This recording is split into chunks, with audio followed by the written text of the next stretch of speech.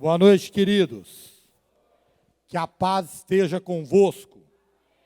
Segunda Epístola do Apóstolo São Paulo à Igreja de Coríntios, capítulo de número 3, versículo de número 4. 2 Coríntios, capítulo 3, versículo 4, Paulo escreve assim àquela igreja: Tal é a confiança que temos diante de Deus por meio de Cristo.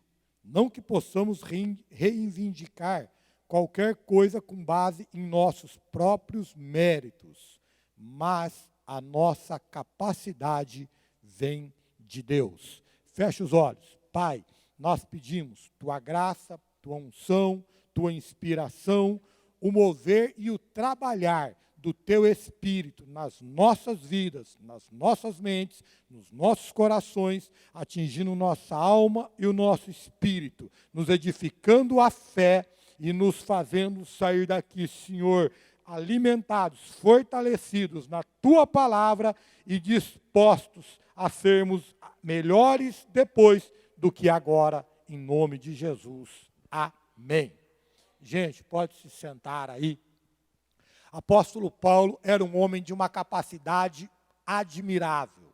Ele era formado, ele era pós-graduado, ele era poliglota, ele havia alcançado dentro da sua religião o mais alto nível. Ele escreve: eu sou fariseu, eu fui fariseu de fariseus. Ele estava dizendo: eu pastoreava pastores, eu estava acima na minha religião. O apóstolo Paulo também, ele era muito bem sucedido na sua profissão secular. Ele era judeu, mas ele alcançou o posto de capitão da guarda romana. Tamanha era a sua capacidade, a sua fluência no grego, no hebraico e no latim. Então, ele era um homem fantástico, era um homem de muita capacidade, era um homem de tremendo sucesso, mas a uma das igrejas às quais ele escreve assim: apesar de toda essa capacidade que eu tenho, apesar de todo este mérito, todas as minhas conquistas, todos os meus sucessos, eu decidi que tudo isso não passa de esterco, ao qual eu ponho a cruz de Cristo, porque a minha mensagem é Cristo crucificado, ressuscitado e vivo. E a igreja de Coríntios, ele escreve isso. Ele diz: olha, eu posso ser tudo isso, eu posso ter conquistado tudo isso, eu posso ter alcançado tudo isso, mas tem uma coisa: diante de Deus eu não posso reivindicar nada, porque eu reconheço que a nossa capacidade vem de Deus. Irmãos, para a gente entender o que o apóstolo Paulo está dizendo aqui, porque o meu tema é coragem, revestimento do Espírito para vencer, a melhor forma é nós analisarmos a vida de Moisés. Moisés era um menino que nasceu numa época de crise. Moisés, ele já nasceu destinado a morrer, porque havia um decreto que todo menino judeu que nascesse tinha que ser morto. Decreto de Faraó. Então Moisés, ele nasce num tempo de morte. Mas a mãe dele olha para ele e vê que há uma beleza diferente em Moisés. E ela decide que não vai matá-lo. E as parteiras, que tinham ordens de pegar todos os meninos e denunciá-los e levá-los para a morte, elas também decidem que não vão denunciar Moisés.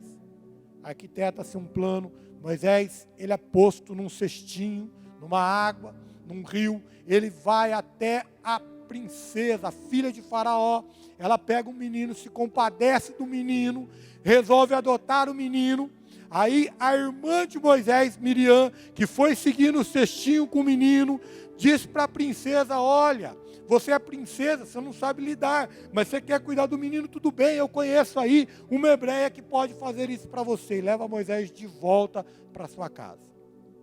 Irmãos, Moisés cresce dentro do seu lar natural e dentro do seu lar adotivo.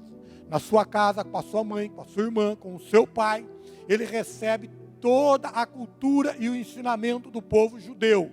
E lá no palácio de Faraó, ele é instruído no mais alto nível da cultura, da educação, do treinamento. Moisés se torna um homem, um estadista fantástico, porque ele estava sendo preparado para substituir a Faraó, que era o imperador, o governante da nação mais poderosa daquela época. Tudo que havia de melhor na mesa para comer, na faculdade a fazer, nos mestres a ensinar, nas roupas a vestir, Moisés tinha dentro do palácio. E tudo que tinha que aprender a respeito do Deus do seu povo, Moisés tinha dentro da sua casa com a sua mãe e com o seu pai. Moisés, ele conheceu os dois lados da mesma moeda. 40 anos Moisés viveu essa vida, gente. Aprendendo a respeito da cultura judia e aprendendo a respeito da cultura egípcia. 40 anos. Depois de 40 anos, Moisés, ele sai passear. E ele olha, porque a vida de Moisés, ela é dividida em 3 terços. 40, 40, 40. 40 anos sendo preparado. 40 anos ele sai, vê um soldado egípcio maltratando um hebreu, um irmão seu, de sangue, de povo, de fé. Eu não sei o que se passa na cabeça de Moisés, mas ele decide que ele vai resolver o problema. E aí ele toma uma atitude, ele tem uma iniciativa, ele diz: eu vou proteger o meu povo, que é o povo de Deus, porque é lá na casa da sua mãe, ensinada pela sua família de sangue, ele deve ter ouvido as maravilhas e as promessas que Deus tinha para o povo dele, do qual ele também fazia parte. E aí, de repente, ele entende que com a sua capacidade, com o seu treinamento, que com toda a educação, que com toda a arte da guerra, da estratégia que ele recebeu no Egito, só pode ser ele a quem Deus vai usar para libertar o povo. E ele toma as dores daquele escravo hebreu e ele mata aquele soldado egípcio. E ele se sente muito bem com isso. No outro dia, tem 2 hebreus brigando. Ele vai dizer para eles: gente, vocês estão malucos? Para que brigar entre si? Vamos brigar contra os egípcios. Nós somos irmãos. Um deles olha e diz assim: Moisés, você vai querer fazer comigo a mesma coisa que você fez com o soldado egípcio? E o assassinato de Moisés se torna público e Moisés foge. Irmãos, imagina isso. Você tentando fazer a obra de Deus, iniciativa, para obedecer a palavra de Deus, para fazer aquilo que Deus manda você fazer, e dá tudo errado. Deus não protege Moisés. Moisés tem que fugir. 40 anos ele vive no deserto, mas irmãos, nem nos 40 anos do deserto, Deus abandonou Moisés. Aquilo parecia um fracasso, aquilo parecia um erro, aquilo parecia uma derrota, mas no calendário, no organograma, no projeto de vida de Deus, aquilo estava saindo tudo conforme Deus havia planejado para Moisés. Irmãos, olha como que Deus é. Moisés foge para o deserto, talvez cheio de culpa por ser um assassino, talvez cheio de raiva, de rancor, de mágoa, por ter tentado defender o povo que denunciou ele para os seus inimigos, trazendo culpa dentro de si, mágoa dentro de si. A gente não sabe. Moisés cai na casa de Jetro, e a Bíblia diz que Jetro era um sacerdote.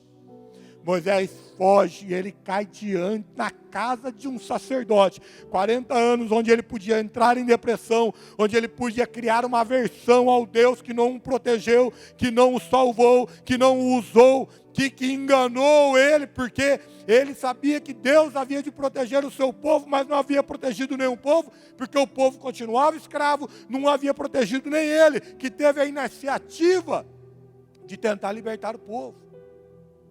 40 anos no deserto, sendo cuidado por um sacerdote. Sabe o que Moisés vai fazer, irmãos? Moisés vai pastorear ovelhas. Moisés, ele sai de primeiro-ministro, de herdeiro do trono do egípcio, para ser pastor de ovelhas. Irmãos, vocês devem estar cansados de ouvir, eu já estou cansado de falar. Mas ser pastor de ovelha naquela época era a mesma coisa que ser passador de cola em Birigui. É o nível mais baixo do chão de fábrica. E ele sai de um palácio para ser pastor de ovelhas. Aquilo parecia uma humilhação. E você olha pela natureza, é uma humilhação. Mas enquanto ele pastoreava ovelhas, Deus estava treinando Moisés para ser pastor do povo dele. Ele cai na casa de um sacerdote para ser curado, para ser cuidado. E ele é treinado como pastor de ovelhas. Sabe quem foi o maior rei de Israel? Davi. O que Davi era? Pastor de ovelhas. Onde é que Deus viu que Davi cuidaria bem do povo dele? Porque ele cuidava bem das ovelhas do pai dele. 40 anos. Passa-se 40 anos, Moisés está andando por aí. De repente ele vê uma coisa estranha, maluca, esquisita. Ele vê uma sarça, está pegando fogo, mas ela não consome. Aí ele vai chegar mais perto para ver o que é aquilo, que ele fica maravilhado, é estranho. Irmãos, às vezes acontecem algumas coisas na igreja, eu paro de orar na hora e abro o olho e fico olhando. Que eu me maravilho com essas coisas malucas que acontecem no meio da gente. Uma vez eu fiquei até com culpa, né? Porque eu vi o irmão correndo assim para frente do paralítico, eu abri o olho e falei, mas não é possível que ele vai levantar o paralítico. Aí o paralítico não levantou, eu falei, minha fé estragou a fé do irmão. Irmãos, Moisés olhou assim e falou, mas está queimando e não está. De repente ele ouve a voz. Moisés, tira a sandália do seu pé, porque o lugar onde você está é santo. Ele disse, mas eu venho aqui direto, isso aqui não é santo. Não era santo antes de eu chegar, não vai ser santo depois que eu sair, mas enquanto eu estou aqui, você tira a sandália do teu pé, porque o lugar onde você está é santo, e é santo porque eu estou aqui. Mas quem é você? Eu sou o Deus dos Hebreus. Aquele que prometeu tudo aquilo para o meu povo que é escravo no Egito, eu mesmo. Aquele que não fez nada quando eu tentei libertar o povo, que é teu e não é meu, eu mesmo. O que você quer? Moisés, eu quero que você liberte o meu povo do Egito. Ah, você está de brincadeira, Deus. Eu tinha histórico de atleta. Eu era treinado. Eu era poliglota. Eu sabia manejar a espada. Eu estava com tudo em cima. Eu estava no auge da forma física. Eu era o cara. Eu tinha poder, status, admiração. Eu era até temido. Tinha tudo para o Senhor me usar. Agora que eu estou velho, gago, esquecido, com artrite, artrose, reumatismo, consigo nem falar direito. O Senhor quer que eu vá tirar o seu povo do Egito? Está de brincadeira. Eu tentei, o que o Senhor fez? Não fez nada. Me denunciaram, aquele povo me denunciou. Não merece que eu vou lá não. Está de brincadeira. Fala sério, Deus. Você tem alguma coisa para me dizer? Eu tenho, Moisés. Então diz, Moisés, tira o meu povo do Egito. Aleluia. Irmãos, preste atenção numa coisa. Você pode ser muito bem preparado. Você pode ser muito competente. Você pode ser um empreendedor nato. Você pode ter iniciativa. Mas a sua capacidade vem de Deus. Até este dom natural que você tem, a guitarra que você toca, a mensagem que você prega, a aula que você dá, a gravata que você usa, o diaconato que você serve, todo esse talento, essa capacidade e esse dom para o trabalho que você tem, veio de Deus. Você pode ter aprimorado, você pode ter melhorado, você pode ter apaziguado isso, mas tudo isso veio de Deus e foi Deus quem te deu. Agora ouça isso. Moisés sozinho, com toda a sua capacidade, quanto que ele matou, irmãos? Um egípcio. Aí Moisés vai lá. Gente, um velho, gago, com um pedaço de pau na mão, diante do maior líder da maior potência de nação da sua época. E ele diz assim, ó, libera o meu povo aí, porque a gente tem que ir para o deserto adorar. Eu não vou liberar nada, Moisés. Vai sim. Quem é você? Eu sou Moisés. Ué, e quem é o Moisés? Moisés não é ninguém. Mas eu venho em nome daquele que é. Quem que é? O grande eu sou me enviou. Libera o povo. Irmãos, Faraó não liberou. Veio praga, 9 pragas. A 10ª matou todos os meninos primogênitos do Egito. O Faraó libera. Quando eles vão embora, o Faraó cai em si, se revolta, levanta o exército e começa a perseguir milhares de judeus no deserto. Lá no último judeu, eles veem o exército de Faraó vindo. Aí começa a passar o telefone sem fio. Lá atrás eles veem o exército. Chega em Moisés na frente. Moisés, o povo está vindo, o exército está vindo, vão arrebentar com a gente. Moisés fala, Deus, e aí? Moisés, por que você está clamando a mim? Eu não te disse para ir? Vai. Irmãos, eu vou dizer uma coisa. Sem Deus, nós não somos nada. Ainda que sejamos qualquer coisa aqui nessa terra. Sem Deus, nós não somos nada. Você pode ser a pessoa mais rica aqui neste lugar hoje. Você pode ter milhões na sua conta. Mas a Bíblia diz que se você não tiver Jesus no seu coração, você é um miserável, um pobre, um cego e um nu. É o que o Apocalipse diz a respeito daqueles que não têm Deus. Mas se Deus já deu uma palavra para você, vai. Não precisa mais pedir nada para Deus, não, irmão. Só vai que vai dar certo. Deus disse, Moisés, eu já te disse, vai. Bate essa vara aí, manda esse cajado no mar. Irmãos, o mar se abriu, o povo hebreu atravessou, os egípcios atravessaram também. Só que na hora que os egípcios atravessaram, o mar se fechou e todo o exército de Faraó morreu afogado naquele mar. Moisés, no auge da forma física, poliglota, capaz, estudado com os melhores mestres nas melhores faculdades das escolas mais importantes de sua época, tentou libertar o povo sozinho. Quanto ele matou? 1. Moisés, revestido do poder do Espírito de Deus, debaixo da ordem de Deus. Quantos ele matou? Quem sabe quantos morreram no Mar Vermelho, irmãos. Deixa eu dizer uma coisa para você.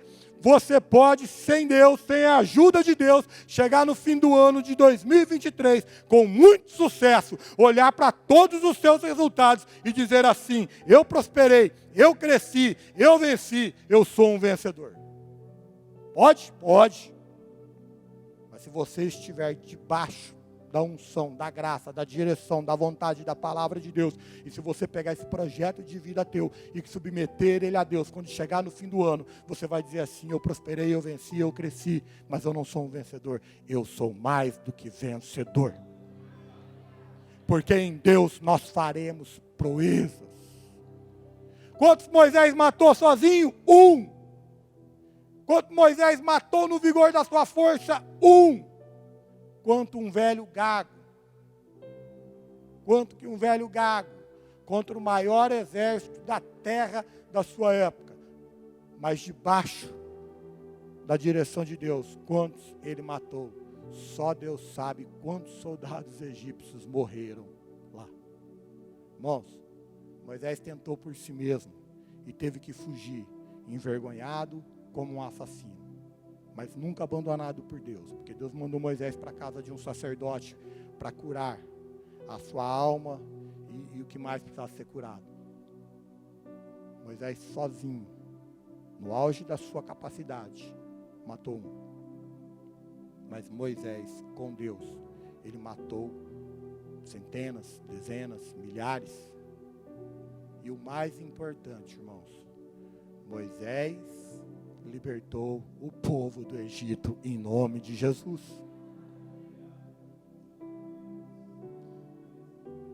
Use a sua força, use a sua fé, use a sua capacidade, use a sua iniciativa, coloque todo esse empreendedorismo debaixo da potente mão de Deus e a seu tempo Deus vai te exaltar. E você não vai chegar no fim de 2023 como um vencedor, você vai chegar como um mais do que vencedor. Semeia no reino de Deus e você vai colher 1 a 30, outro a 60 e 100 vezes mais. Moisés na sua própria força matou um. Moisés debaixo da direção de Deus matou mais do que muitos. E eu vou dizer uma coisa para vocês, 40 anos Moisés aprendeu a ser pastor. E você sabe o que a tipologia bíblica diz? Você sabe o que a teologia ensina a respeito de Moisés? Moisés que aprendeu a ser pastor nos 40 anos de desgraça, de derrota, de vergonha, de fuga da sua vida. Ele aprendeu a ser pastor. E quando ele foi um líder, ele foi tão bom líder, ele pastoreou tão bem o povo de Deus, que Moisés é um tipo do nosso Senhor Jesus Cristo, o bom e sumo pastor. Nem nos momentos de crise da tua vida, Deus não vai te abandonar.